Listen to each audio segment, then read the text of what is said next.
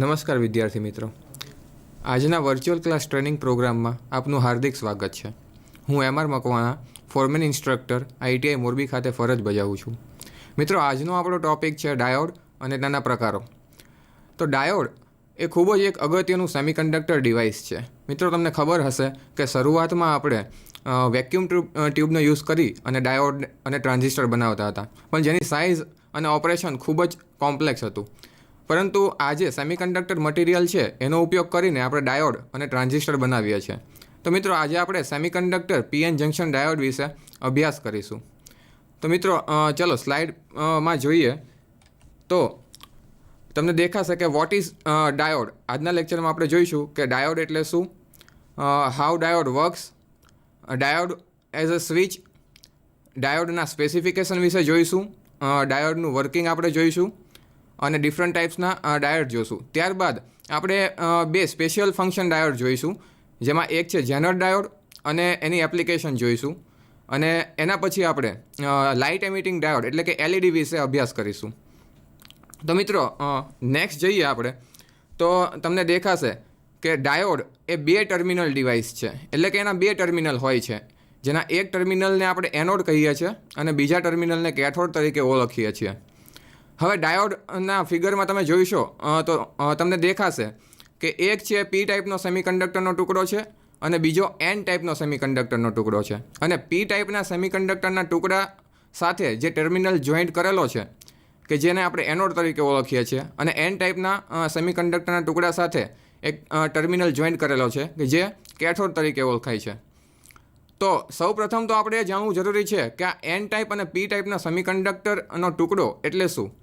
એટલે ડાયોડને સમજવા માટે એ જાણવું ખૂબ જ જરૂરી છે કે P ટાઈપ અને N ટાઈપનો સેમિકન્ડક્ટરનો ટુકડો એના વિશે જાણીએ થોડું. તો મિત્રો, હું તમને ડ્રો કરીને બતાવીશ કે P ટાઈપનો સેમિકન્ડક્ટરનો ટુકડો એ કઈ રીતે બને છે અને N ટાઈપનો સેમિકન્ડક્ટરનો ટુકડો કઈ રીતે બને છે. તો મિત્રો, P ટાઈપનો સેમિકન્ડક્ટરનો ટુકડો છે એને જો હું વધારે સારી રીતે વિસ્તૃતમાં ડ્રો કરું તો એ કંઈક આવો પ્રકારનો દેખાશે. એ P ટાઈપના સેમિકન્ડક્ટરના ટુકડામાં નેગેટિવ એટલે કે એક્સેપ્ટર એટમ આયન હોય છે જે ફિક્સ હોય છે, અને એની સાથે મેજોરિટી ચાર્જ કેરિયર તરીકે હોલ હોય છે. અહીંયા જે મેં સર્કલ ડ્રો કરેલું છે નાનું, એ હોલ છે, અને એક નેગેટિવ આયન ડ્રો કરેલો છે કે જેમાં મેં માઇનસની નિશાની દર્શાવેલી છે, એ ફિક્સ એટમ છે. એટલે કે આ એ ફિક્સ્ડ એટમ અથવા તો ફિક્સ્ડ આયન કહેવાય છે. અને એની સાથે જે નાનો સર્કલ ડ્રો કરેલો છે એને આપણે હોલ તરીકે ઓળખીએ છીએ. હોલ એક ચાર્જ કેરિયર છે. તો આવા ઘણા બધા નેગેટિવ આયન્સ અને એની સાથે ચાર્જ કેરિયર P ટાઈપના સેમિકન્ડક્ટરના ટુકડામાં હોય છે. તો એ જાણવું જરૂરી છે કે આ P ટાઈપનો સેમિકન્ડક્ટરનો ટુકડો એ બને છે કઈ રીતે. તો મિત્રો, સેમિકન્ડક્ટર મટીરિયલ છે એ બે પ્રકારના સૌથી વધારે યુઝ થાય છે. એ મટીરિયલ છે સિલિકોન, કે જેને આપણે SI વડે દર્શાવીએ છીએ, એટલે કે સિલિકોન મટીરિયલ, અને બીજો એ જર્મેનિયમ. તો આ બે પ્રકારના સેમિકન્ડક્ટર મટીરિયલ છે એ ખૂબ જ વધારે યુઝ થાય છે. એમાંથી સિલિકોન છે એ આપણને શુદ્ધ સ્વરૂપે મળે છે, એટલે કે ઇન્ટ્રિન્સિક ફોર્મ. ઇન્ટ્રિન્સિક એટલે કે પ્યોર ફોર્મ, એટલે કે શુદ્ધ સ્વરૂપે આપણને મળે છે. આપણે જ્યારે આમાં અશુદ્ધિ ઉમેરીએ છીએ, જેને કહેવાય છે ઇમ્પ્યોરિટી, તો આપણને જે સેમિકન્ડક્ટર મળે છે એને એક્સટ્રિન્સિક સેમિકન્ડક્ટર કહેવાય. એટલે કે એ સેમિકન્ડક્ટરનું અશુદ્ધ ફોર્મ મળે છે. હવે આપણે જે આ ઇમ્પ્યોરિટી એડ કરીએ છીએ, એ ઇમ્પ્યોરિટી જે પ્રકારની એડ કરીએ એના ઉપરથી નક્કી થાય છે કે સેમિકન્ડક્ટર છે એ P ટાઈપનો બનશે કે સેમિકન્ડક્ટરનો ટુકડો N ટાઈપનો બનશે. અહીંયા મેં ડ્રો કરેલો છે એ P ટાઈપનો સેમિકન્ડક્ટરનો ટુકડો છે. તો P ટાઈપનો સેમિકન્ડક્ટરનો ટુકડો આપણે બનાવવો હોય તો આપણે ઇન્ટ્રિન્સિક સેમિકન્ડક્ટરમાં એક્સેપ્ટર ઇમ્પ્યોરિટી એડ કરવી પડે.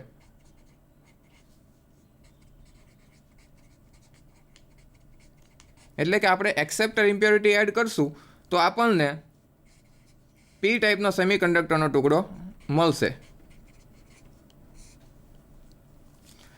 હવે મિત્રો આ એક્સેપ્ટર ઇમ્પ્યોરિટી એટલે શું? તો એક્સેપ્ટર ઇમ્પ્યોરિટી એટલે એવી ઇમ્પ્યોરિટી કે જેની બહારની કક્ષામાં 3 ફ્રી ઇલેક્ટ્રોન હોય.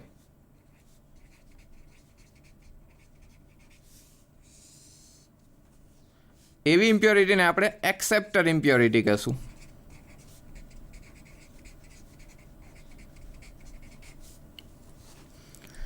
તો એને આપણે દર્શાવીએ તો આવી થશે એ ઇમ્પ્યોરિટી કે જેની બહારની કક્ષામાં 3 ફ્રી ઇલેક્ટ્રોન હોય. ઇલેક્ટ્રોનને મેં ડોટ વડે દર્શાવેલા છે, ઘાટા ડોટ વડે, કે જેને આપણે ઇલેક્ટ્રોન તરીકે ઓળખીશું. તો એક્સેપ્ટર ઇમ્પ્યોરિટી છે એની બહારની કક્ષામાં આવા 3 ફ્રી ઇલેક્ટ્રોન હોય છે. હવે આવી ઇમ્પ્યોરિટી જે છે એ ઇમ્પ્યોરિટી જનરલી એલ્યુમિનિયમ,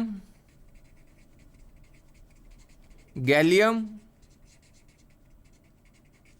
જેવી ઇમ્પ્યોરિટીઝ છે એ બધી એક્સેપ્ટર ઇમ્પ્યોરિટી કહેવાય.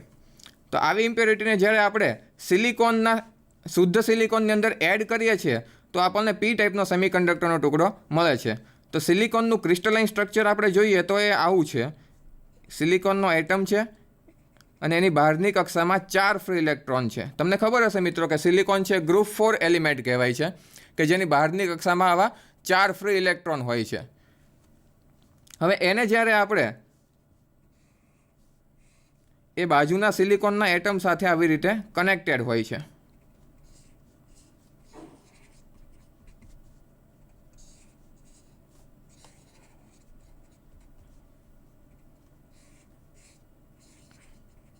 તો આ તમે જોઈ શકો છો કે અહીંયા આ સિલિકોનનો અણુ છે એ એના બાજુના સિલિકોનના અણુ સાથે કનેક્ટેડ છે. એ કનેક્શન છે એ કોવેલેન્ટ બોન્ડથી કનેક્ટેડ છે, એટલે કે સહસંયોજક બંધથી એક જોડાયેલા છે અણુઓ એકબીજા સાથે. કોવેલેન્ટ બોન્ડ છે એ 2 ઇલેક્ટ્રોનની ભાગીદારીથી બનતા બંધ છે કે જે આ બંને અણુઓ છે એ એકબીજા સાથે પોતાના ઇલેક્ટ્રોનને શેર કરે છે અને કોવેલેન્ટ બોન્ડ બનાવે છે. હવે આવા જ્યારે શુદ્ધ સ્વરૂપના સેમિકન્ડક્ટરના ક્રિસ્ટલાઇન સ્ટ્રક્ચરમાં આપણે કોઈ ઇમ્પ્યોરિટી એટલે કે અહીંયા આપણે પહેલાં એક્સેપ્ટર ઇમ્પ્યોરિટી એડ કરીશું. એટલે કે હું આ ક્રિસ્ટલાઇન સ્ટ્રક્ચર છે એમાં એલ્યુમિનિયમનો અણુ એડ કરું તો કેવું બને એ આપણે જોઈએ. કે એલ્યુમિનિયમ છે તો આને હું અહીંયા એલ્યુમિનિયમ, સિલિકોનની જગ્યાએ એલ્યુમિનિયમનો અણુ એડ કર્યો છે મેં અહીંયા. તો એલ્યુમિનિયમનો અણુ એડ કરું તો એની પાસે 3 ફ્રી ઇલેક્ટ્રોન છે. એટલે આ 3 ફ્રી ઇલેક્ટ્રોન તો અહીંયા બાજુમાં એ એના આજુબાજુના સિલિકોનના અણુ સાથે વહેંચી લેશે, પરંતુ અહીંયા એની પાસે શેર કરવા માટે કોઈ ઇલેક્ટ્રોન નથી. એટલે અહીંયા છે એ એક જગ્યા ખાલી પડશે. આવી જે ખાલી જગ્યા બતાવેલી છે એ જગ્યાને આપણે હોલ કહીએ છીએ. એટલે કે જ્યારે પણ આવા ઘણા બધા એલ્યુમિનિયમના અણુઓ અથવા તો એવું કહેવાય કે એક્સેપ્ટર ઇમ્પ્યોરિટી એડ કરીએ છીએ ત્યારે આવા હોલની સંખ્યા એ ક્રિસ્ટલાઇન સ્ટ્રક્ચરમાં વધી જાય છે. તો આવા પ્રકારના સેમિકન્ડક્ટરનું મટીરિયલ જે બને એને આપણે પી ટાઈપનું સેમિકન્ડક્ટર કહેશું.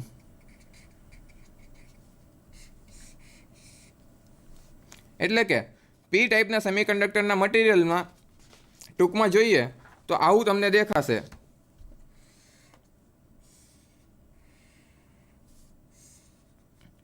આવા ઘણા બધા એક્સેપ્ટર આયન.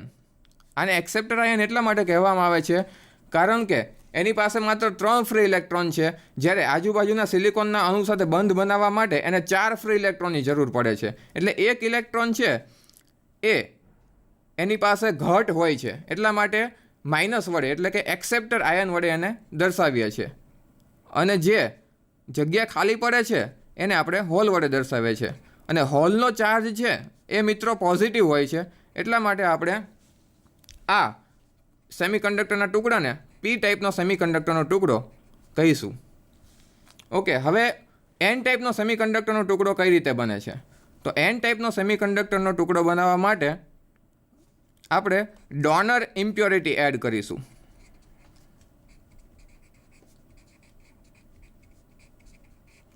મિત્રો ડોનર ઇમ્પ્યોરિટી એટલે શું? નામ ઉપરથી જ ખબર પડે કે ડોનર એટલે કંઈક ડોનેટ કરતું હોય. હવે ડોનર ઇમ્પ્યોરિટી છે એ ખરેખર પેન્ટાવેલેન્ટ અશુદ્ધિ કહેવાય છે. પેન્ટાવેલેન્ટ એટલે પેન્ટા એટલે 5, કે જેની બહારની કક્ષામાં 5 ફ્રી ઇલેક્ટ્રોન હોય એવી અશુદ્ધિને પેન્ટાવેલેન્ટ અશુદ્ધિ કહેવાય.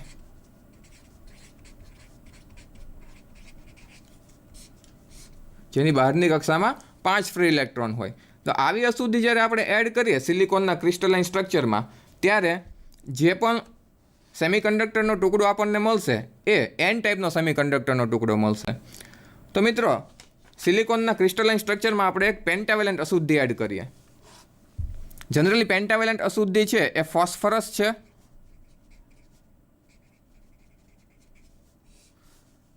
આર્સેનિક આવે છે, એન્ટીમની છે. તો આ બધી અશુદ્ધિ એ પેન્ટાવેલેન્ટ અશુદ્ધિ છે કે જેની બહારની કક્ષામાં 5 ફ્રી ઇલેક્ટ્રોન હોય છે. તો મિત્રો, તમે જ્યારે આવી અશુદ્ધિ એડ કરશો, એટલે કે આ સિલિકોનના અણુ સાથે હું પેન્ટાવેલેન્ટ અશુદ્ધિ એડ કરું છું,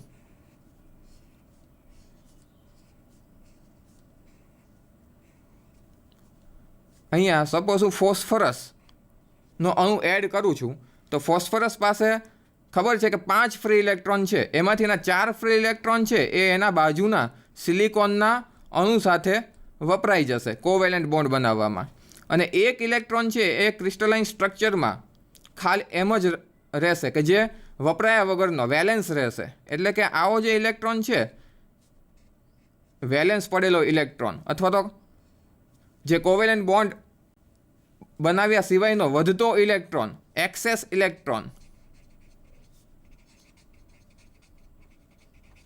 એ ચાર્જ કેરિયર કહેવાય, જેને આપણે ચાર્જ કેરિયર તરીકે ઓળખીશું. તો આવા જેટલા પણ અણુ આપણે એડ કરીશું ફોસ્ફરસના, એટલા ઇલેક્ટ્રોન છે એ સેમિકન્ડક્ટરના ટુકડામાં વધશે. એટલે કે આવો એન ટાઈપનો સેમિકન્ડક્ટર છે એને તમે આ રીતે બતાવી શકો કે ડોનર એટમ, અહીંયા પ્લસની સાઇન ડોનર માટે એટલા માટે રાખેલી છે કારણ કે એ પોતાની પાસે એક વધારાનો ઇલેક્ટ્રોન છે એ ક્રિસ્ટલાઇન સ્ટ્રક્ચરમાં ડોનેટ કરે છે. એટલા માટે અહીંયા આપણે ડોનર એટમને પ્લસની સાઇન વડે દર્શાવીશું, અને એ ઇલેક્ટ્રોન ડોનેટ કરે છે એટલા માટે આપણે ઇલેક્ટ્રોનને બ્લેક ડોટ વડે દર્શાવીએ છીએ. તો એન ટાઈપનો સેમિકન્ડક્ટરનો ટુકડો આપણે બતાવીએ તો આવી રીતે બતાવી શકાય કે ડોનર એટમ કે જે પોતે હલનચલન કરી શકતા નથી, પણ એની સાથે જે ઇલેક્ટ્રોન છે ચાર્જ કેરિયર એ હલનચલન કરી શકે છે, એટલે કે એનાથી ચાર્જ છે એ કેરી થઈ શકે છે. તો આ બધા જે છે બ્લેક ડોટ એ ખરેખર ઇલેક્ટ્રોન કહેવાય. તો ટૂંકમાં આપણે જોઈએ કે એન ટાઈપ અને પી ટાઈપનો સેમિકન્ડક્ટરનો ટુકડો એટલે શું? તો એન ટાઈપના સેમિકન્ડક્ટરના ટુકડામાં આવા એક્સેપ્ટર આયન હોય છે અને એની સાથે ચાર્જ કેરિયર તરીકે હોલ હોય છે. This is a P type semiconductor. And another કે જે આપણે જોયો એન ટાઈપનો સેમિકન્ડક્ટરનો ટુકડો, એમાં આવા ડોનર એટમ હોય છે અને એની સાથે ઇલેક્ટ્રોન હોય છે. તો અહીંયા માઇનસ છે એટમ, એને એક્સેપ્ટર આયન કહીશું. યાદ રાખવું ખૂબ જરૂરી છે કે એક્સેપ્ટર આયન છે એ પોતે હલનચલન કરી શકતા નથી, જ્યારે ડોનર એટમ પણ પોતે હલનચલન કરી શકતા નથી, માત્ર ચાર્જ કેરિયર જ હલનચલન કરી શકે છે. તો આ છે એ હોલ છે જે ચાર્જ કેરિયર તરીકે ઓળખાય. અને અહીંયા ડોનર એટમ છે એન ટાઈપના સેમિકન્ડક્ટરના ટુકડામાં, અને ડોટ તરીકે દર્શાવ્યું છે એ ઇલેક્ટ્રોન છે. તો મિત્રો, આ છે પી ટાઈપ અને એન ટાઈપના સેમિકન્ડક્ટરના ટુકડા કે જેની મદદથી આપણે ડાયોડ બનાવવા જઈ રહ્યા છીએ. તો એના માટે જાણવું ખૂબ જરૂરી હોય છે કે પી ટાઈપનો સેમિકન્ડક્ટરનો ટુકડો કે જેમાં મેજોરિટી ચાર્જ કેરિયર તરીકે હોલ હોય છે અને હોલનો ચાર્જ પોઝિટિવ હોય છે, એટલા માટે પી ટાઈપનો સેમિકન્ડક્ટરનો ટુકડો એમ આપણે કહીએ છીએ. અને અહીંયા એન ટાઈપનો સેમિકન્ડક્ટરનો ટુકડો કે જેમાં મેજોરિટી ચાર્જ કેરિયર તરીકે ઇલેક્ટ્રોન હોય છે, એટલે ઇલેક્ટ્રોનની સંખ્યા ખૂબ જ વધારે હોય છે, એટલા માટે આપણે મેજોરિટી ચાર્જ કેરિયર એવું કહીએ છીએ.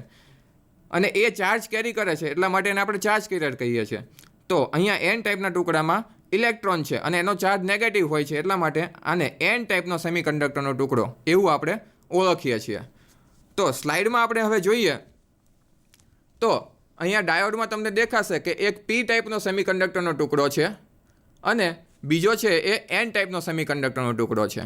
હવે પી ટાઈપના સેમિકન્ડક્ટરના ટુકડાથી આપણે જે ટર્મિનલ જોઈન્ટ કર્યો છે એને એનોડ કહેવાય અને એન ટાઈપના સેમિકન્ડક્ટરના ટુકડા સાથે જે ટર્મિનલ જોઈન્ટ કર્યો છે એને કેથોડ કહેવાય છે. મિત્રો, ડાયોડ જ્યારે બનાવવામાં આવે છે ત્યારે આ પી ટાઈપના સેમિકન્ડક્ટરના ટુકડાને એન ટાઈપના સેમિકન્ડક્ટરના ટુકડા સાથે ડાયરેક્ટલી કોઈ વેલ્ડિંગ પ્રોસેસથી જોઈન્ટ કરવામાં આવતો નથી. એ ખાસ યાદ રાખવું જરૂરી છે.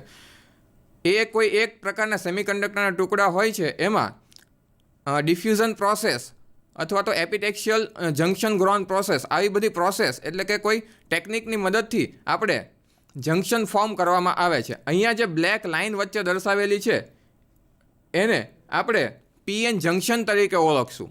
એટલે કે જ્યાં બંને ફિઝિકલી પી અને એન ટાઈપના ટુકડા જોઈન્ટ થયેલા છે. That is known as a PN junction. Okay, in next slide you can see this is the circuit symbol. In circuit symbol you can see that anode is connected and cathode is connected with this vertical line. એટલે જ્યારે પણ circuit સિમ્બોલમાં vertical line હોય છે ત્યારે એને આપણે cathode તરીકે ઓળખશું અને એ સિવાયના જે ટર્મિનલ છે એને આપણે એનોડ તરીકે ઓળખશું. મિત્રો, બાજુના ફિગરમાં મેં રિયલ ડાયોડ બતાવેલો છે કે જેમાં તમે એક રિંગ જોઈ શકશો. અહીંયા એક રિંગ દર્શાવેલી છે સિલ્વર કલરની. તો એ રિંગ છે એ ખરેખર રિયલ ડાયોડનો કેથોડ હોય છે. એટલે એનોડ અને કેથોડ રિયલ ડાયોડમાં તમે નક્કી કરી શકો એટલા માટે આવી એક રિંગ બતાવેલી હોય છે. બીજા આગળ આપણે જોઈશું કે રેઝિસ્ટન્સ ટેસ્ટ વડે પણ આપણે દર્શાવી શકીએ કે એનોડ કયો છે અને કેથોડ કયો છે. પરંતુ આ ફિગરમાં આપણે એનોડ અને કેથોડ ડાયરેક્ટલી કોઈ ડાયોડનો ઓળખવો હોય તો એ રિંગની મદદથી આપણે જાણી શકીએ કે એનોડ કયો છે અને કેથોડ કયો છે.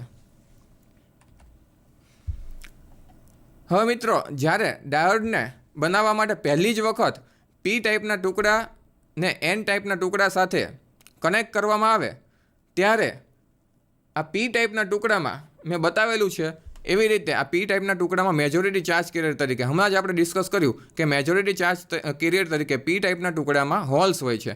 એ હોલ્સ છે એ ડિવાઈ અને નેગેટિવ ટાઈપના ટુકડા તરફ જશે. એટલે કે જંક્શન ક્રોસ કરીને અહીંયા તમે જોઈ શકો છો કે એરો બતાવેલા છે. એ હોલ્સ છે એ જંક્શન ક્રોસ કરી અને એન ટાઈપના ટુકડા તરફ જશે, જ્યારે ઇલેક્ટ્રોન છે એ જંક્શન ક્રોસ કરી અને પી ટાઈપના ટુકડા તરફ આવશે.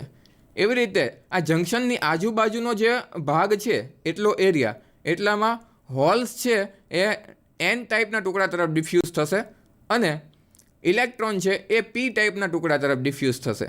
હવે જ્યારે આ હોલ્સ અને ઇલેક્ટ્રોન જંક્શન ક્રોસ કરી અને એની વિરુદ્ધ દિશામાં જ્યારે ડિફ્યુઝ થાય છે ત્યારે કેરિયર રીકોમ્બિનેશન એટલે કે આ બંને હોલ્સ અને ઇલેક્ટ્રોન કમ્બાઈન થાય અને જંક્શનના સ્ટ્રક્ચરમાંથી એનું એક્ઝિસ્ટન્સ છે એ ગુમાવી બેસે છે. એટલે કે ઇલેક્ટ્રોન અને હોલ એટલા ભાગમાં રહેતા નથી. એટલે ચાર્જ કેરિયર પોતે એટલા ભાગમાં હોતા નથી. જે મેં નીચેની ફિગરમાં બતાવેલું છે કે જ્યારે એ ચાર્જ કેરિયર રીકમ્બાઈન થઈ જાય છે ત્યારે આટલા ભાગમાં કોઈ ચાર્જ કેરિયર રહેતા નથી. જંક્શનની આજુબાજુનો એરિયા જે બ્રાઉન કલર વડે દર્શાવેલો છે એટલા ભાગમાં આપ જોઈ શકો છો કે કોઈ ચાર્જ કેરિયર નથી. તો આ ચાર્જ કેરિયર વગરનો જે ભાગ છે એને આપણે ડેપ્લેશન રિજિયન તરીકે ઓળખીએ છીએ. એટલે કે depleted of charge carrier, devoid of charge carrier, કે જેમાં કોઈ પણ પ્રકારના ચાર્જ કેરિયર હોતા નથી. માત્ર જોઈ શકાય કે એમાં ફિક્સ્ડ આયન જ છે. જે પી ટાઈપનો ટુકડો છે એની તરફ જોશો તો માત્ર એક્સેપ્ટર આયન છે અને એન ટાઈપનો ટુકડો છે એની તરફ જોશો તો માત્ર ડોનર એટમ છે. એટલે કે પી અને એન ટાઈપના ટુકડાને જ્યારે કનેક્ટ કરવામાં આવે છે ત્યારે શરૂઆતમાં પી ટાઈપના ટુકડામાં ખૂબ જ વધારે પ્રમાણમાં મેજોરિટી ચાર્જ કેરિયર તરીકે હોલ હોય છે અને એન ટાઈપના ટુકડામાં ખૂબ જ વધારે પ્રમાણમાં મેજોરિટી ચાર્જ કેરિયર તરીકે ઇલેક્ટ્રોન હોય છે. હવે આ ઇલેક્ટ્રોન અને હોલ આ બંનેની અલગ અલગ સંખ્યાને કારણે ડેન્સિટી ગ્રેડિયન્ટ એટલે કે એના કોન્સન્ટ્રેશન અલગ અલગ હોવાને કારણે difference in density gradient generate થાય છે અને એના કારણે આ શરૂઆતના થોડાક ઇલેક્ટ્રોન્સ અને હોલ્સ છે એકબીજા તરફ ડિફ્યુઝ થાય છે અને એના કારણે ડેપ્લેશન રિજિયનની રચના થાય છે. મિત્રો, આ ડેપ્લેશન રિજિયન છે એ ખૂબ જ અગત્યનો પાર્ટ છે ડાયોડમાં. જે આપણે ફોરવર્ડ બાયસ અને રિવર્સ બાયસ જોઈશું ત્યારે એ સમજાશે કે શું મહત્ત્વનો ભાગ છે એ ડેપ્લેશન રિજિયન ભજવે છે ડાયોડના વર્કિંગમાં. હવે આ ડેપ્લેશન રિજિયનને કારણે બેરિયર પોટેન્શિયલ જનરેટ થાય છે. બેરિયર પોટેન્શિયલ છે એટલે કે એવું પોટેન્શિયલ કે આટલા ભાગને તમે જુઓ તો એક નાની બેટરી જેવું ગણી શકાય, કે જેનો એક પોઝિટિવ આયન છે અને આ બાજુ બધા નેગેટિવ આયન છે. તો એટલે ખૂબ જ નાનું એક અડચણરૂપ થતું બેરિયર પોટેન્શિયલ છે કે જે હવે એના બાકીના ચાર્જ કેરિયર છે એ પી ટાઈપમાં જે હોલ છે એને આગળ એન ટાઈપમાં ડિફ્યુઝ થઈને જવા દેશે નહીં, એટલે કે જંક્શન ક્રોસ કરવા દેશે નહીં. અને એન ટાઈપમાં જે ઇલેક્ટ્રોન છે એને આગળ ડિફ્યુઝ થઈ અને પી ટાઈપમાં જવા દેશે નહીં, એટલે કે એને જંક્શન ક્રોસ કરવા દેશે નહીં. તો આટલું જે બેરિયર પોટેન્શિયલ છે એ સિલિકોનમાંથી જો ડાયોડ બનાવેલો હોય, એટલે કે સિલિકોન મટીરિયલમાંથી ડાયોડ બનાવેલો હોય તો એ 0.7 વોલ્ટ હોય છે, અને જો જર્મેનિયમ મટીરિયલમાંથી ડાયોડ બનાવેલો હોય તો એ 0.3 વોલ્ટ હોય છે. એટલે કે સિલિકોન ડાયોડ માટે બેરિયર પોટેન્શિયલ 0.7 વોલ્ટ અને જર્મેનિયમ ડાયોડ માટે બેરિયર પોટેન્શિયલ 0.3 વોલ્ટ, જે આપણે અહીંયા ડેપ્લેશન રિજિયનની મદદથી દર્શાવેલું છે. ઓકે, નેક્સ્ટ સ્લાઇડમાં આપણે જઈએ તો ડાયોડનું વર્કિંગ સમજીએ. ડાયોડનું વર્કિંગ છે એ ડેપ્લેશન રિજિયનની મદદથી આપણે સમજવાનો પ્રયત્ન કરીશું. અહીંયા તમે જોઈશો કે ડેપ્લેશન રિજિયન છે એ ડેશ લાઇન વડે મેં દર્શાવેલું છે. હવે આ ડેપ્લેશન રિજિયન છે એને જ્યારે આપણે ફોરવર્ડ બાયસ આપશું ડાયોડને ત્યારે ચેન્જ થશે, અને રિવર્સ બાયસ આપશું ત્યારે પણ એ ચેન્જ થશે. તો નેક્સ્ટ આપણે પહેલાં જોઈએ કે ફોરવર્ડ બાયસ એટલે શું.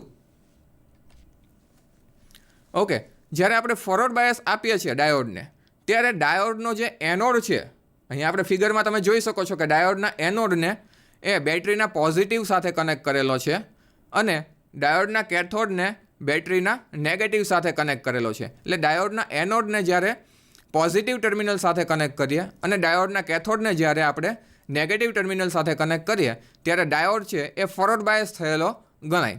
તો મિત્રો, ફોરવર્ડ બાયસમાં ઇન્ટરનલી ડાયોડમાં શું થાય છે એ જોઈએ તો નીચેની ફિગરમાં આપ જોઈ શકો છો. સ્લાઇડમાં જોશો તો તમને બતાશે કે અહીંયા જે હોલ્સ છે ડાયોડના પી ટાઈપના સેમિકન્ડક્ટરના ટુકડામાં એ ખરેખર એની ઉપર અપાકર્ષણ થશે, એટલે કે રિપલ્ઝન ફોર્સ લાગશે. અહીંયા તમે બેટરીનો પોઝિટિવ ટર્મિનલ જોઈન્ટ કરો છો અને પી ટાઈપના ટુકડામાં હોલ્સ છે, તો હોલ્સનો ચાર્જ જે છે એ તો પોઝિટિવ છે, તો પોઝિટિવ અને આ બેટરીનો ટર્મિનલ પોઝિટિવ, એટલે પોઝિટિવને કારણે એ હોલ્સ ઉપર અપાકર્ષણનો ફોર્સ લાગશે. એટલે હોલ્સ છે એ બધા પહેલાં ડેપ્લેશન રિજિયનમાં જવાની કોશિશ કરશે, એટલે હોલ્સ છે એ બધા જંક્શન તરફ આકર્ષણ પામશે. એવી જ રીતે અહીંયા એન ટાઈપના ટુકડા તરફ તમે જોશો તો તમને દેખાશે કે એન ટાઈપના ટુકડામાં બધા ઇલેક્ટ્રોન છે વધારે, અને ઇલેક્ટ્રોનનો ચાર્જ જે છે એ નેગેટિવ છે. તો બેટરીના નેગેટિવ ટર્મિનલને કારણે ઇલેક્ટ્રોનના ચાર્જ પણ નેગેટિવ હોવાથી એ ઇલેક્ટ્રોન પણ જંક્શન તરફ જવાની કોશિશ કરશે, જેના કારણે ડેપ્લેશન રિજિયનની સાઇઝ છે ઘટશે. તો ફોરવર્ડ બાયસમાં ખૂબ જ મહત્ત્વના આપણે પેરામીટર્સ જોઈએ તો એ તમને દેખાશે કે in forward bias positive terminal છે એને આપણે બેટરીના પોઝિટિવ ટર્મિનલ છે એને બેટરીના ફોરવર્ડ બાયસમાં આપણે પોઝિટિવ ટર્મિનલ છે બેટરીનો એને આપણે એનોડ સાથે કનેક્ટ કરીએ છીએ અને નેગેટિવ ટર્મિનલને આપણે ડાયોડના કેથોડ સાથે કનેક્ટ કરીએ છીએ. હવે ફોરવર્ડ બાયસ જ્યારે કરીએ છીએ ત્યારે ડાયોડનું ડેપ્લેશન રિજિયન છે એ ખૂબ જ ઘટી જાય છે, અથવા તો ડેપ્લેશન રિજિયન નથી હોતું એવું પણ કહી શકીએ. તો એના કારણે ડાયોડ છે ખૂબ જ ઓછો રેઝિસ્ટન્સ આપે. In forward bias diode offers very law resistance. Also majority charge carriers you have seen. Okay, I am going the previous slide. In previous slide તમે જોઈ શકો કે આ બધા જે ચાર્જ કેરિયર છે એ જંક્શન તરફ આકર્ષાય છે. તો નેક્સ્ટ સ્લાઇડમાં આપણે જોઈએ તો majority charge carrier pushed towards junction, એટલે કે જંક્શન તરફ પુશ થાય છે અને ડેપ્લેશન રિજિયનની સાઇઝ છે ઘટે છે. કારણ કે આપણને ખબર છે કે ડેપ્લેશન રિજિયન કોને કહેવાય. ડેપ્લેશન રિજિયન કે જેમાં કોઈ પણ પ્રકારના ચાર્જ કેરિયર ના હોય એને ડેપ્લેશન રિજિયન કહેવાય. પરંતુ અહીંયા શું થાય છે કે બધા ચાર્જ કેરિયર છે ડેપ્લેશન રિજિયનમાં આવી જાય છે, એટલે હવે એ પોતે ડેપ્લેશન રિજિયન કહી શકાય નહીં, કે જેમાં ચાર્જ કેરિયર ફોરવર્ડ બાયસ આપીએ ત્યારે અંદર આવે છે. એટલા માટે આપણે હવે એવું કહી શકાય કે ડેપ્લેશન રિજિયનની સાઇઝ છે ઘટે છે, એટલે કે બેરિયર પોટેન્શિયલ પણ ઘટે છે. અને ડાયોડમાંથી ખૂબ જ વધારે પ્રમાણમાં કરંટ ફ્લો થાય છે. બેરિયર પોટેન્શિયલ એટલે કે કરંટને ફ્લો થવા માટે જે અડચણરૂપ પોટેન્શિયલ હતું એ હવે ઘટે છે અને એને કારણે ખૂબ જ વધારે પ્રમાણમાં કરંટ છે એ ફ્લો થાય છે. નેક્સ્ટ સ્લાઇડમાં આપણે એ બતાવેલું છે કે અહીંયા ડેપ્લેશન રિજિયન છે એની સાઇઝ ખૂબ વધારે છે, જ્યારે ફોરવર્ડ બાયસ આપીએ તો ડેપ્લેશન રિજિયનની સાઇઝ છે ઘટેલી છે. ઓકે, નેક્સ્ટ આપણે જોઈએ VI characteristic when diode is forward biased, એટલે કે ડાયોડને જ્યારે ફોરવર્ડ બાયસ આપીએ ત્યારે એની વોલ્ટેજ અને કરંટની કેરેક્ટરિસ્ટિક કેવી હોય છે. તો કેરેક્ટરિસ્ટિક અહીંયા તમે ફિગરમાં જોઈ શકો છો. હવે શરૂઆતના 0.7 વોલ્ટ કે જેને આપણે બેરિયર પોટેન્શિયલ તરીકે ઓળખીએ છીએ, અથવા તો એને આપણે ની વોલ્ટેજ અથવા તો થર્મલ વોલ્ટેજ પણ કહીએ છીએ. તો એ ની વોલ્ટેજને કારણે શરૂઆતમાં ડાયોડ એક્રોસ કરંટ ફ્લો થઈ શકતો નથી. એટલે જ્યારે પણ આપણે ફોરવર્ડ વોલ્ટેજ એટલે કે ડાયોડને જ્યારે ફોરવર્ડ વોલ્ટેજ આપવામાં આવે છે એ વોલ્ટેજ 0.7 વોલ્ટ કરતાં આપણે વધારશું. સપોઝ આપણે 1 વોલ્ટ આપશું, 0.7 વોલ્ટ કરતાં હવે એ વધારે વોલ્ટેજ આપેલા છે, ત્યારે એ ની વોલ્ટેજ છે એ ક્રોસ કરશે અને ડાયોડ એક્રોસ ખૂબ વધારે પ્રમાણમાં કરંટ છે એ ફ્લો થશે, જેને આપણે ફોરવર્ડ કરંટ તરીકે ઓળખીએ છીએ. ફોરવર્ડ કરંટ જનરલી એ મિલી એમ્પિયરમાં દર્શાવેલો હોય છે. એટલે કે કરંટ છે એ કેરેક્ટરિસ્ટિક પરથી આપણે જોઈ શકીએ કે એક્સપોનેન્શિયલ રાઇઝ છે. એટલે કે ડાયોડની ફોરવર્ડ કેરેક્ટરિસ્ટિક છે એ એક્સપોનેન્શિયલ છે. અને હવે આ ફોરવર્ડ બાયસ આપણે વધારતા જઈએ અને ખૂબ જ વધારે પ્રમાણમાં ફોરવર્ડ બાયસ આપણે આપીએ તો ખૂબ જ વધારે વોલ્ટેજને કારણે ડાયોડમાંથી ખૂબ વધારે પ્રમાણમાં કરંટ ફ્લો થાય અને ખૂબ જ વધારે પ્રમાણમાં કરંટ થાય તો એ જંક્શનમાં ઓવરહીટિંગને કારણે ડાયોડ છે એ ડેમેજ થઈ શકે. એટલા માટે આપણે ધ્યાન રાખવું જોઈએ કે મેક્સિમમ ફોરવર્ડ વોલ્ટેજ કેટલા આપી શકીએ. આગળની સ્લાઇડમાં આપણે જોઈશું ત્યારે ધ્યાન રાખીશું એના સ્પેસિફિકેશન વિશે, જાણીશું કે મેક્સિમમ ડાયોડમાં આપણે ફોરવર્ડ બાયસ આપીએ ત્યારે મેક્સિમમ ફોરવર્ડ વોલ્ટેજ આપણે કેટલા આપી શકાય. ઓકે, નેક્સ્ટ સ્લાઇડમાં આપણે જઈએ મિત્રો. તો રિવર્સ બાયસિંગ ઓફ ડાયોડ એટલે કે ડાયોડને રિવર્સ બાયસ આપો ત્યારે શું થાય છે. રિવર્સ બાયસ આપવા માટે ડાયોડના એનોડ ટર્મિનલ સાથે બેટરીનો નેગેટિવ ટર્મિનલ જોઈન્ટ કરવામાં આવે છે અને ડાયોડના કેથોડ ટર્મિનલ સાથે બેટરીનો પોઝિટિવ ટર્મિનલ જોઈન્ટ કરવામાં આવે છે. એટલે કે ડાયોડ છે એ રિવર્સ બાયસ થયેલો કહેવાય. આ ફિગરમાં આપણે જોઈએ તો તમને ખ્યાલ આવશે કે જ્યારે ડાયોડના એનોડ સાથે નેગેટિવ ટર્મિનલ જોઈન્ટ કરીએ છીએ ત્યારે પી ટાઈપના સેમિકન્ડક્ટરના ટુકડામાં રહેલા હોલ્સ કે જેનો ચાર્જ પોઝિટિવ છે એ બેટરીના નેગેટિવ પોટેન્શિયલને કારણે એમાં આકર્ષણ થાય છે અને એ જંક્શનથી દૂર જાય છે અથવા તો ડેપ્લેશન રિજિયનથી દૂર જાય છે. એટલે આ બધા જે હોલ્સ છે એ જંક્શનથી દૂર જવાનો ટ્રાય કરશે. એવી જ રીતે નેગેટિવ એટલે કે એન ટાઈપના સેમિકન્ડક્ટરના ટુકડામાં મેજોરિટી ચાર્જ કેરિયર તરીકે જે ઇલેક્ટ્રોન્સ છે બ્લેક ડોટ્સ વડે દર્શાવેલા છે એ બધા ઇલેક્ટ્રોન્સ છે એ બેટરીના પોઝિટિવ ટર્મિનલ તરફ આકર્ષાશે અને એ જંક્શનથી દૂર જવાની કોશિશ કરશે. એટલે કે નેક્સ્ટ સ્લાઇડમાં આપણે જોઈએ તો રિવર્સ બાયસમાં ડાયોડ છે એના એનોડને બેટરીના નેગેટિવ ટર્મિનલ સાથે કનેક્ટ કરવામાં આવે છે અને ડાયોડના કેથોડને બેટરીના પોઝિટિવ ટર્મિનલ સાથે કનેક્ટ કરવામાં આવે છે. મિત્રો, આમાં જંક્શન છે એ ખૂબ જ વધારે પ્રમાણમાં રેઝિસ્ટન્સ ઓફર કરે છે, કારણ કે અહીંયા ડેપ્લેશન રિજિયનની સાઇઝ છે એ વધે છે. એટલે રિવર્સ બાયસ એપ્લાય કરીએ ત્યારે ડેપ્લેશન રિજિયન છે એની સાઇઝ વધે છે અને ડાયોડ છે ખૂબ વધારે પ્રમાણમાં રેઝિસ્ટન્સ ઓફર કરે છે. મિત્રો, ડાયોડ ખૂબ વધારે પ્રમાણમાં રેઝિસ્ટન્સ ઓફર કરે છે એને કારણે એની એક્રોસ કરંટ ફ્લો થઈ શકતો નથી. તો ફોરવર્ડ બાયસમાં ખૂબ જ વધારે પ્રમાણમાં કરંટ ફ્લો થઈ શકે છે, જ્યારે રિવર્સ બાયસમાં કરંટ ફ્લો થઈ શકતો નથી. So, width of the depletion layer increases and there is no current flow across the junction. Okay, in next slide we will go. જેમાં ડેપ્લેશન રિજિયન છે એની સાઇઝ વધે છે રિવર્સ બાયસમાં એ દર્શાવેલું છે. શરૂઆતમાં ડેપ્લેશન રિજિયન છે એની સાઇઝ ઓછી છે, જ્યારે આપણે રિવર્સ બાયસ એપ્લાય કરીએ તો ડેપ્લેશન રિજિયનની સાઇઝ વધે છે. હવે ડાયોડની રિવર્સ વીઆઈ કેરેક્ટરિસ્ટિક વિશે આપણે જોઈશું. તો અહીંયા ડાયોડની રિવર્સ કેરેક્ટરિસ્ટિક જોઈએ તો ખૂબ જ ઓછા પ્રમાણમાં in terms of the micro ampere reverse current flow થાય છે. મિત્રો, આપણે આગળ જોયું રિવર્સ બાયસમાં કે રિવર્સ બાયસ એપ્લાય કરીએ ત્યારે કોઈ પણ પ્રકારનો કરંટ છે એ ફ્લો થવો જોઈએ નહીં. છતાંય ડાયોડની રિવર્સ વીઆઈ કેરેક્ટરિસ્ટિક છે એમાં થોડો in terms of the micro ampere current છે એ ફ્લો થાય છે. તો આ કરંટ જે ફ્લો થાય છે એ બિકોઝ ઓફ ડાયોડના માઇનોરિટી કેરિયરને કારણે હોય છે. એટલે કે પી અને એન ટાઈપના ટુકડામાં માઇનોરિટી કેરિયર છે એ મુખ્યત્વે પી ટાઈપના ટુકડામાં ઇલેક્ટ્રોન હોય છે અને એન ટાઈપના ટુકડામાં હોલ્સ હોય છે, જેનું પ્રમાણ ખૂબ ઓછું હોય છે. પરંતુ જ્યારે ટેમ્પરેચર છે એ વધે છે ત્યારે ડાયોડમાં આ માઇનોરિટી ચાર્જ કેરિયર છે એને એનર્જી મળે છે અને એ જંક્શન ક્રોસ કરી શકે છે. એટલે કે રિવર્સ બાયસમાં ડેપ્લેશન રિજિયનની સાઇઝ ખૂબ વધારે હોય છે, છતાંય તે ખૂબ જ નાનો એવો માઇક્રો એમ્પિયરમાં કરંટ ફ્લો થાય છે, જેને આપણે રિવર્સ કરંટ અથવા તો લીકેજ કરંટ તરીકે પણ ઓળખીએ છીએ. અહીંયા જે કરંટ ફ્લો થાય છે એને આપણે રિવર્સ સેચ્યુરેશન કરંટ તરીકે ઓળખીએ છીએ અને એ ખૂબ જ ટેમ્પરેચર ડિપેન્ડન્ટ હોય છે. એટલે કે ટેમ્પરેચરને કારણે એ ફ્લો થતો હોય છે અને ખૂબ જ વધારે ટેમ્પરેચર પર આધારિત હોય છે. તો આપણે ડાયોડની ફોરવર્ડ બાયસ, એની forward characteristic, diode reverse bias અને ડાયોડની રિવર્સ કેરેક્ટરિસ્ટિક જોઈ. તો એની કેરેક્ટરિસ્ટિક અને એના વર્કિંગને આધારે ડાયોડની ઘણી બધી અલગ અલગ એપ્લિકેશન છે. ડાયોડની એક ખૂબ જ મહત્ત્વની એપ્લિકેશન છે ડીસી પાવર સપ્લાય બનાવવામાં, જેમાં રેક્ટિફાયર તરીકે આપણે ડાયોડનો યુઝ કરી શકીએ છીએ. કમ્યુનિકેશન સર્કિટમાં પણ આપણે ડાયોડનો યુઝ કરીએ છીએ, જેમ કે મોડ્યુલેશન, ડિમોડ્યુલેશન જેવી પ્રોસેસ છે જેમાં ડાયોડનો ઉપયોગ કરી અને આપણે ઘણી બધી સર્કિટ્સ છે એમાં એપ્લાય કરી શકાય છે. કમ્પ્યુટરમાં લોજિક સર્કિટમાં પણ આપણે ડાયોડ યુઝ કરી શકીએ છીએ.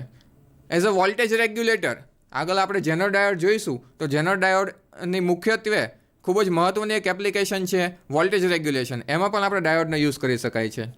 એના પછી હોય છે એલઈડી, એટલે કે લાઇટ એમિટિંગ ડાયોડ્સ, જેને અલગ અલગ પ્રકારના ડિસ્પ્લેસમાં આપણે યુઝ કરી શકીએ છીએ. અને વેરેક્ટર ડાયોડ, આ એક ખાસ પ્રકારનો ડાયોડ છે કે જેનું કેપેસિટન્સ છે એ વોલ્ટેજ આધારિત હોય છે. તો આવા પ્રકારના ડાયોડ છે એ ટ્યુનિંગ સર્કિટમાં યુઝ કરી શકાય છે. રેડિયો અને ટીવી એમાં ટ્યુનિંગ સર્કિટમાં આપણે આવા ખાસ પ્રકારના વેરેક્ટર ડાયોડ યુઝ કરી શકીએ છીએ. હવે ડાયોડની કેરેક્ટરિસ્ટિક પ્રમાણે એક ખૂબ જ મહત્ત્વની એપ્લિકેશન છે એ ડાયોડ એઝ અ સ્વિચ છે.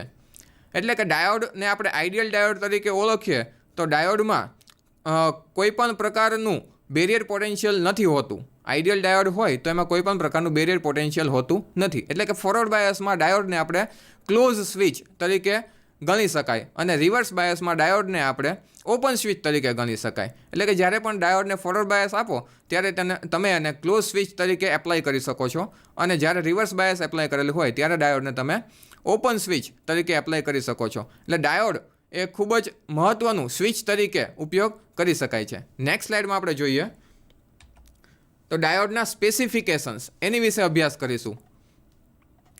પહેલું છે પીક ઇન્વર્સ વોલ્ટેજ, એટલે કે પીઆઈવી અથવા તો એને કહેવાય મેક્સિમમ રિવર્સ વોલ્ટેજ.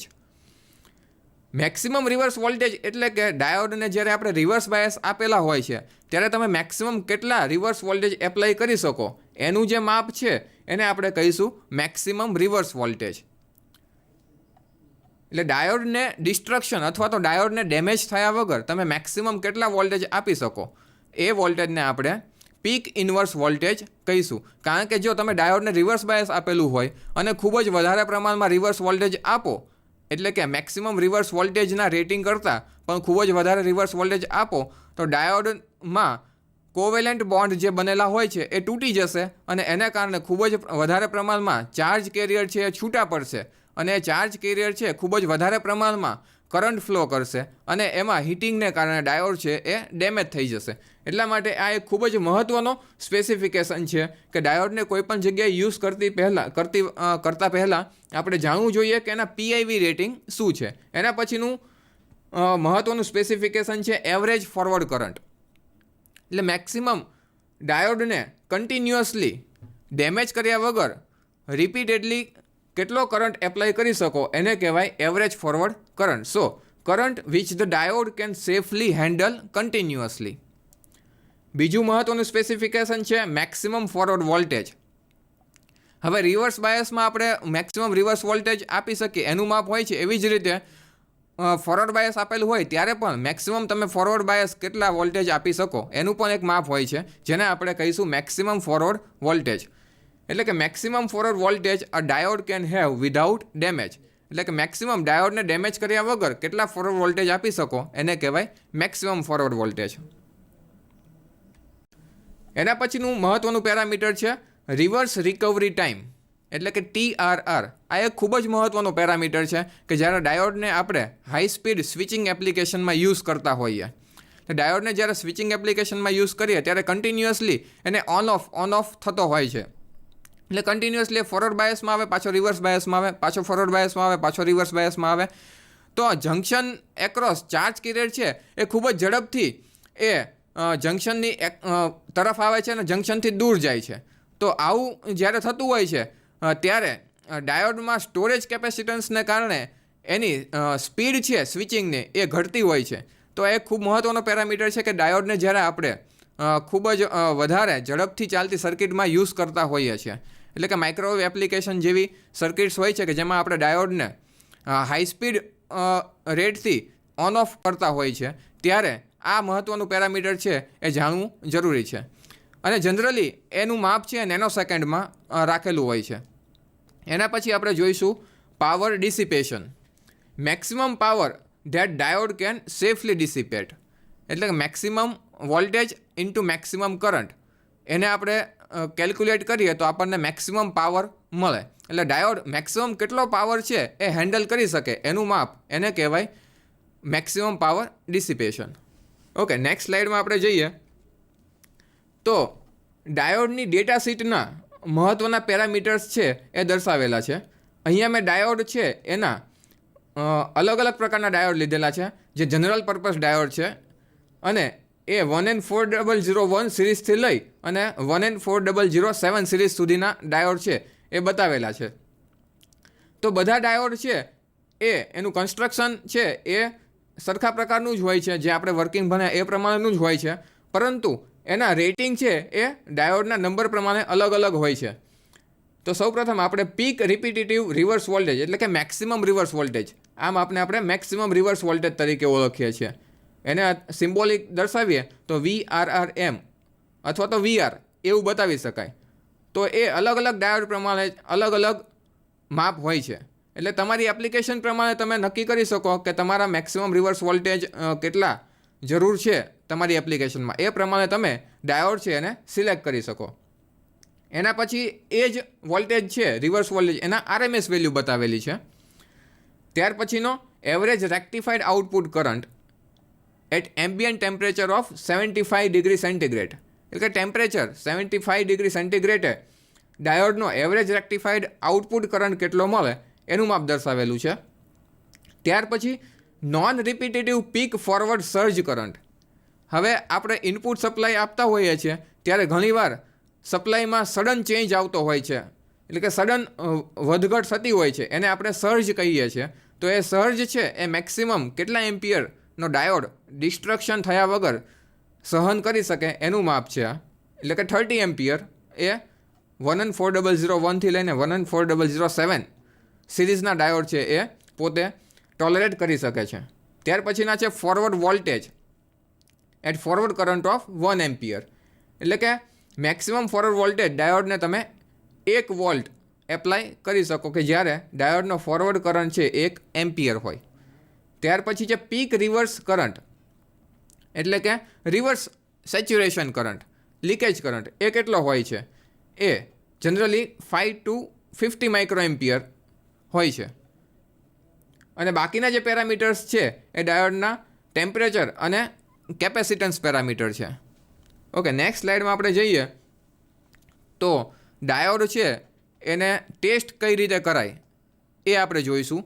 ડાયોડ છે એ શોર્ટ સર્કિટ તો નથી ને, અથવા તો ડાયોડ છે એ ઓપન સર્કિટ તો નથી ને, એવું નક્કી કરવા માટે આપણે ડાયોડનો રેઝિસ્ટન્સ ટેસ્ટ અથવા તો રેઝિસ્ટન્સ ટેસ્ટની મદદથી આપણે જાણી શકીએ છીએ કે ડાયોડ છે એ પ્રોપર અથવા તો ગુડ કન્ડિશનમાં છે કે નહીં. તો એવું કરવા માટે આપણે પહેલાં ડાયોડ છે એની પહેલી ફિગરમાં જોઈશું તો ડાયોડ છે એના કેથોડ સાથે મલ્ટીમીટરનો નેગેટિવ પ્રોબ છે એ કનેક્ટ કરેલો છે અને ડાયોડના એનોડ સાથે મલ્ટીમીટરનો પોઝિટિવ પ્રોબ કનેક્ટ કરેલો છે. હવે આ મલ્ટીમીટરમાં રહેલા ઇન્ટરનલ સપ્લાયને કારણે ડાયોડ છે એ ખરેખર ફોરવર્ડ બાયસ થયેલો ગણાય, કારણ કે ડાયોડના એનોડ સાથે આપણે મલ્ટીમીટરનો પોઝિટિવ પ્રોબ કનેક્ટ કરેલો છે અને ડાયોડના કેથોડ સાથે મલ્ટીમીટરનો નેગેટિવ પ્રોબ કનેક્ટ કરેલો છે. એટલે ડાયોડ ખરેખર ફોરવર્ડ બાયસ થયેલો ગણાય. અને આપણે આગળ જોયું એમ કે ડાયોડ જ્યારે ફોરવર્ડ બાયસ હોય ત્યારે એ ખૂબ જ ઓછો રેઝિસ્ટન્સ ઓફર કરે છે. એટલે જ્યારે આ રીતે આપણે કનેક્ટ કરેલા હોય છે, ડાયોડને ફોરવર્ડ બાયસમાં કનેક્ટ કરેલો હોય, ત્યારે ખરેખર ડાયોડ સારો હોય અથવા તો ગુડ કન્ડિશનમાં હોય તો એ ઓછો રેઝિસ્ટન્સ બતાવવો જોઈએ.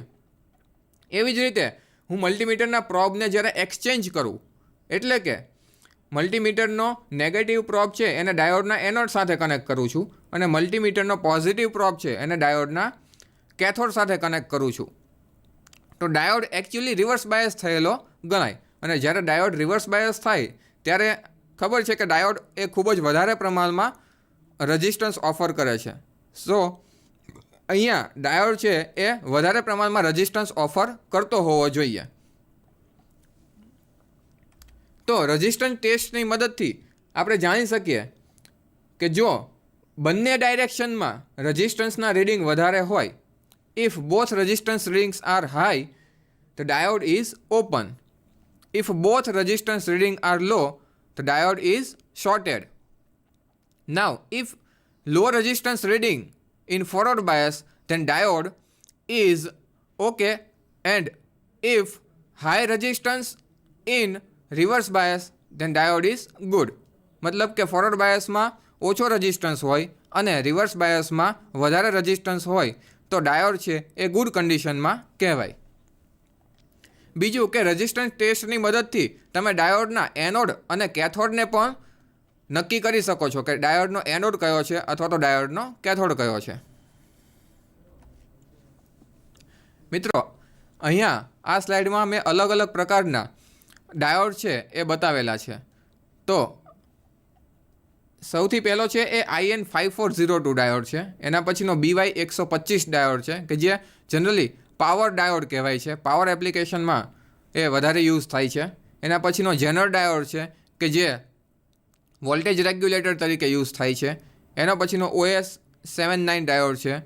એના પછી મેં LED બતાવેલી છે, એક રેડ LED છે અને એક ગ્રીન કલરની LED બતાવેલી છે કે જે એક પ્રકારનો ડાયોડ છે, લાઇટ એમિટિંગ ડાયોડ છે. અને એ LEDની મદદથી આપણે આવા 7 સેગમેન્ટ ડિસ્પ્લેસ બનાવી શકીએ છીએ કે જેમાં LEDનો યુઝ થયેલો હોય છે. અને બાજુમાં એક ઇન્ફ્રારેડ LED બતાવેલી છે. ટીવીના રિમોટ અથવા તો એસીના રિમોટ, આવી બધી એપ્લિકેશન્સ છે જેમાં આપણે આવી IR LED યુઝ કરતા હોઈએ છીએ કે જે એમિટ કરે છે ઇન્ફ્રારેડ રેઝ કે જે વિઝિબલ હોતા નથી પણ એ ડાયોડ છે એ એમિટ કરે છે. અને એની મદદથી આપણે ઘણા બધા ઇલેક્ટ્રોનિક અથવા તો ડિવાઇસીસ, ઇલેક્ટ્રિકલ ડિવાઇસીસ છે એને આપણે કંટ્રોલ કરી શકીએ છીએ. આજે મિત્રો આપણે માત્ર જેનર ડાયોડ અને લાઇટ એમિટિંગ ડાયોડ એના વિશે ચર્ચા કરીશું. તો પહેલાં આપણે જેનર ડાયોડ વિશે જોઈએ. મિત્રો, આપણે આગળ જે ડાયોડ જોયા, નોર્મલ ડાયોડ, એ ખરેખર ફોરવર્ડ બાયસમાં ઓપરેટ થતા હોય છે. જનરલી એનું વર્કિંગ છે એ ફોરવર્ડ બાયસમાં હોય છે. જ્યારે જેનર ડાયોડ એ ખાસ પ્રકારનો ડાયોડ છે કે જે રિવર્સ બાયસમાં ઓપરેટ થાય છે. અહીં તમે સ્લાઇડમાં જોશો તો તમને દેખાશે કે જેનર ડાયોડનો સિમ્બોલ છે એના કેથોડ તરફના સિમ્બોલમાં Z વડે દર્શાવેલું છે. એક નાનો Z છે અને એના એનોડ છે એ એઝ ઇટ ઇઝ આપણે જનરલી જે ડાયોડ યુઝ કરતા હતા એવી જ રીતે એનો એનોડ છે, પરંતુ Z છે એ આગળ દર્શાવેલો હોય છે એના સિમ્બોલમાં. અહીં બાજુમાં એનો જેનર ડાયોડ છે એ રિયલ ડાયોડ કેવો હોય છે એ બતાવેલું છે કે જેમાં એક આવું બ્લેક રિંગ દર્શાવેલી છે. એ બ્લેક રિંગને ખરેખર આપણે કેથોડ કહીશું અને એ સિવાયનો જે ટર્મિનલ છે એને આપણે એનોડ તરીકે ઓળખીશું. ઓકે મિત્રો, તો આજે આપણે જેનર ડાયોડ અને નોર્મલ ડાયોડના ફોરવર્ડ બાયસ, રિવર્સ બાયસ, ડાયોડના સ્પેસિફિકેશન વિશે જોયું. આગળના લેક્ચરમાં આપણે ટ્રાન્ઝિસ્ટર વિશે ભણીશું. ધન્યવાદ.